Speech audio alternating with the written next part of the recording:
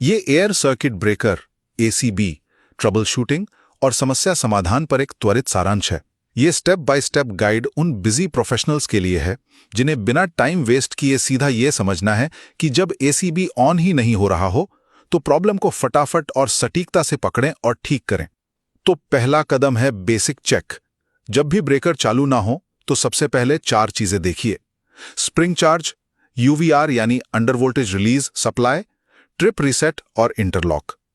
Spring charge indicator देखना और handle से चार्ज करना आपका सबसे पहला काम होना चाहिए। जरा सोचिए, स्प्रिंग चार्ज और ट्रिप रीसेट को चेक करना ठीक वैसा ही है जैसे गाड़ी स्टार्ट करने से पहले यह देखना कि उसमें पेट्रोल है भी या नहीं, या गाड़ी न्यूट्रल में है या नहीं।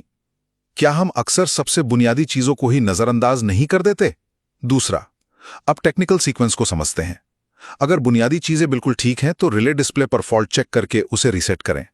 अगर लोड साइड में दिक्कत लग रही है तो आउटगोइंग फीडर को अलग करें और मेगा टेस्ट से उसका इंसुलेशन चेक करें। साथ ही कंट्रोल फ्यूज और शंट ट्रिप कॉइल की भी जांच कर लें। अब यहां सवाल यह है कि अगर कॉइल को सप्लाई मिल रही है फिर भी ब्रेकर ऑन नहीं हो रहा है तो क्या असली फॉल्ट अंदरूनी मैकेनिज्म में है, या फिर लोड साइड का कोई शॉर्ट सर्किट बार बार फ्यूज उड़ा रहा है? अंत में आते हैं सबसे जरूरी चीज, सेफ्टी रूल्स पर।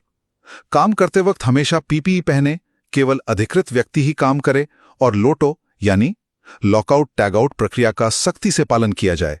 देखिए, टेक्निकल नॉलेज अपनी जगह है, लेकिन आपकी जान सबसे कीमती है। अगर आपने लोटो प्रोसीजर फॉलो नहीं किया है तो आपको उस ब्रेकर को छूने का कोई हक नहीं है ना? संक्षेप में, एसीबी ट्रबल शूटिंग सही क्रम में बुनियादी जांच करने, फॉल्ट की सटीक पहचान करने और लोटो जैसी सख्त सुरक्षा प्रक्रियाओं का पालन करते हुए सिस्टम को वापस चालू करने का एक व्यवस्थित तरीका है।